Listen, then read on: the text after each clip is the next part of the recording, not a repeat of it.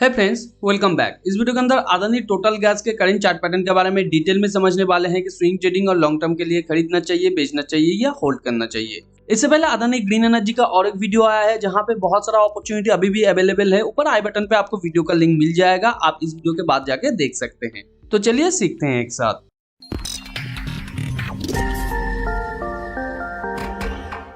तो जैसे कि आप स्क्रीन पे देख पा रहे हैं, अदानी टोटल का ये वनडे का चार्ट है। वनडे के चार्ट में ये लगातार एक बेयर ट्रेंड के अंदर था। हाल ही के ये लॉन्ग टर्म एक डबल बॉटम के अंदर था। अगर हम लोग लॉन्ग टर्म चार्ट के अंदर यहाँ पे देखें तो यहाँ से ये लगातार एक बेयर ट्रेंड के अंदर था और उसके बाद ये यहाँ पे लो बनाया। लो बनाने के बाद ये थोड़ा सा ऊपर जाने के साथ साथ फिर नीचे आया और यहाँ पे इसने जो वेज फॉर्मेशन से नीचे आया था वेज का यहाँ पे डबल बॉटम क्रिएट किया है। वो बॉटम के बाद ये फिर ऊपर जाने की कोशिश कर रहा है।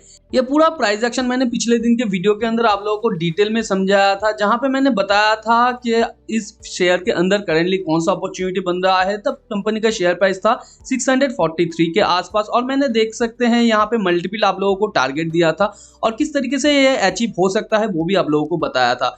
जैसे कि मैंने कहा था 687 के ऊपर अगर ये जाता है तो फर्दर ये और भी ऊपर जा सकता है और 687 का लेवल यहाँ पे एक अच्छा खासा रेजिस्टेंस पॉइंट भी हो सकता है। जैसे कि आप यहाँ पे देख सकते हैं 687 के ऊपर ये थोड़ा सा गया, मगर यहाँ पे थोड़ा सा और पुल बैक के बाद फिर ये ऊपर जाने की कोशिश किया है। तो यहाँ पे इसने मेजर रेजिस्टेंस को भी तोड़ा है, फिर यहाँ पे पुल बैक करके इसने यहाँ पे पुल बैक का रिवर्सल भी क्रिएट किया है और यहाँ पे एक आउटसाइड बार के साथ ये ऊपर जाने की कोशिश कर रहा है। तो उस वीडियो को अगर आपने देखा होगा तो इस केस में आपको यहाँ पे पोजीशन मिल रहा था और करेंटली आपको 40% के आसपास प्रॉफिट हो रहा है। मगर करेंटली जो स्विंग पोजीशन होल्ड कर रहे हैं उनके लिए यहाँ पे फर्स्ट जो स्टॉप लॉस बन रहा है 709 के आसपास, जो कि ये जो आउटसाइड बार है इसके इमीडिएट नीचे, और यहाँ पे फर्स्ट आपके लिए जो टेक प्रॉफिट बनता है 1124 के आसपास। क्योंकि प्रीवियस जो मैंने 3 पॉइंट दिया था टेक प्रॉफिट का वो तीनों ही अचीव हो गया है। तो यहाँ पे ये जो पॉइंट है या ये जो स्विंग हाई है इसके ऊपर के आसपास आपका फर्स्ट यहाँ पे टेक प्रॉफिट बनेगा। इसे तोड़ के अगर ये ऊपर जाता है या सस्टेन करके ऊपर जाता है तो यहाँ पे आपके लिए जो नेक्स्ट टेक प्रॉफिट होना चाहिए 1514 के आसपास, जो कि है ये जो स्विंग पॉइंट हाई है इसके आसपास। इसे तोड़ के जब ये ऊपर जाएगा नेक्स्ट आपको मिलेगा 1990 के आसपास। उसे तोड़ के ऊपर जाता है तो जहां से ये ओएच का फॉर्मेशन स्टार्ट किया था, जो एक बुरा न्यूज के दौरान इसका शेयर प्राइस ब्रेक किया था, तो इसके टॉप पॉइंट पे वो शेयर प्राइस नेक्स्ट जा सकता है, जो कि है 3879 टू 3900 के आसपास।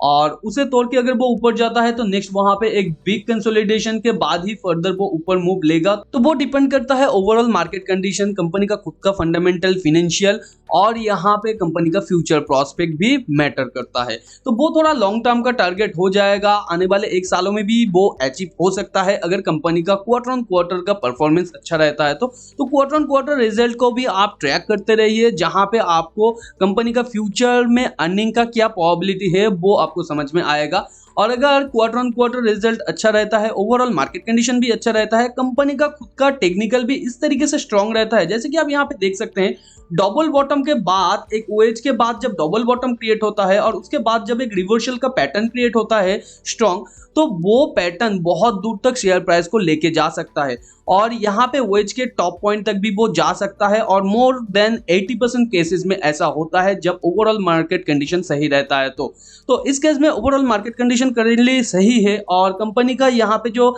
टेक्निकल पैटर्न है वो भी सही है और काफी ज्यादा स्ट्रांग है, क्योंकि ब्रेकआउट के ऊपर ब्रेकआउट दे रहा है ये, और यहाँ पे उसके साथ साथ अपर सर्किट भी लग रहा है, वॉल्यूम भी अच्छा खासा है इसके अंदर। तो ये नेक्स्ट जो मैंने टारगेट यहाँ पे बताया है ये टारगेट को भी अच्छे तरीके से अचीव कर सकता है। मगर हर एक टारगेट को अचीव करने के बाद इस तरीके का जो पुल बैक है वो पुल बैक हो सकता है, मगर वो पुल बैक इस तरीके से छोटा नहीं होगा, वो धीरे धीरे बिग पुल बैक के अंदर कन्वर्ट होता जाएगा और जब ये टॉप पॉइंट पे आएगा यहाँ पे ब्रेकआउट करने के बाद वो और भी लंबे कंसोलिडेशन फेज के अंदर जा सकता है। जैसे कि ये जब नीचे गिरा था उसके बाद यहाँ पे बॉटम क्रिएट करने के साथ साथ ये थोड़ा सा ऊपर गया और यहाँ पे डबल बॉटम क्रिएट करने के लिए ये यहाँ पे करीबन 1 साल का टाइम लिया है। तो इस तरीके के लंबे कंसोलिडेशन फेज में भी ये जा सकता है टॉप पॉइंट पे जब ये पहुंच जाएगा, और बीच बीच में करीबन 1-2 हफ्ते या 1 महीने तक भी ये कंसोलिडेशन फेज में रह सकता है। तो यहाँ पे अभी आपके लिए क्या आइडियल पोजीशन है स्विंग पोजीशन नया क्रिएट करने का? तो यहाँ पे देखिए 2 दिनों में इसने 2-2 यहाँ पे ब्रेकआउट दिया है और उसके साथ साथ अपर सर्किट दिया है। तो यहाँ पे आप करंट सिचुएशन में ले सकते हैं, टेक्निकल अच्छा है, स्ट्रांग है, मगर आपका स्टॉप लॉस जो है वो बहुत बड़ा हो जाएगा। तो इस केस में अगर मैं यहाँ पे स्विंग पोजीशन लेना चाहता तो आफ्टर ये पुल बैक ही मैं यहाँ पे नया स्विंग पोजीशन क्रिएट करने के लिए सोचता, क्योंकि यहाँ पे मेरा जो स्टॉप लॉस है बहुत छोटा हो जाता और स्टॉप लॉस छोटा होने के साथ साथ मेरा टारगेट भी बहुत बड़ा हो जाता। तो इसलिए मैं यहाँ पे आफ्टर ए पुल बैक, जैसे कि यहाँ पे इसने 2 बार के साथ पुल बैक किया है, फिर यहाँ पे जिस बेयर चैनल से ये नीचे आया उसे तोड़ के ऊपर गया है, फिर थोड़ा सा पुल बैक के बाद फिर ये ऊपर जाने की कोशिश किया है। तो इस केस में यहाँ पे आपके लिए स्विंग पोजीशन बनता था। तो इस तरीके का जब ये 2 लेग फॉर्मेशन से नीचे आएगा और यहाँ पे एक पुल बैक कंप्लीट करने के बाद जिस बेयर चैनल से ये आया है उसे ब्रेकआउट करके ऊपर जाएगा, फिर थोड़ा सा पुल बैक के बाद फिर ये ऊपर जाने की कोशिश करेगा। तो इस केस में मैं यहाँ पे नया स्विंग पोजीशन बनाऊंगा और ये जो स्विंग पॉइंट लो है इसके नीचे मेरा स्टॉप लॉस रहेगा। जब शेयर प्राइस ये टॉप पॉइंट को तोड़ के ऊपर जाएगा तब मेरा जो स्टॉप लॉस है मैं मूव कर दूंगा यहाँ पे नीचे, और जब इससे तोड़ के या पिछले टाइम के हाई को तोड़ के ये ऊपर जाके नया कंसोलिडेशन के साथ फिर ऊपर जाने की कोशिश करेगा पिछले टाइम के किसी भी स्विंग पॉइंट हाई को तोड़ के, तब यहाँ से भी मैं स्टॉप लॉस को ये जो स्विंग पॉइंट लो है इसके नीचे मूव कर दूंगा।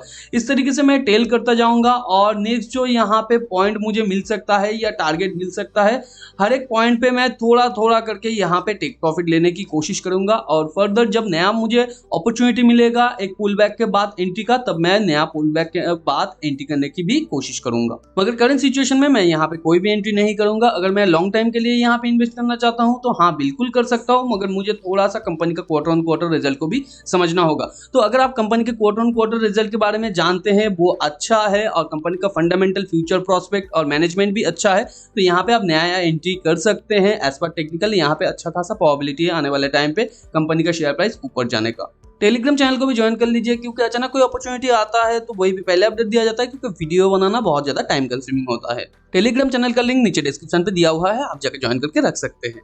वीडियो नॉलेजेबल लगा तो वीडियो को लाइक एंड शेयर कीजिए आपके उन फ्रेंड्स एंड फैमिली के साथ जो फाइनेंस और स्टॉक मार्केट में इंटरेस्ट रखते हैं। मिलते हैं अगले वीडियो पर, तब तक के लिए अपना बहुत ज्यादा ध्यान रखिए। Thanks for watching and happy investing.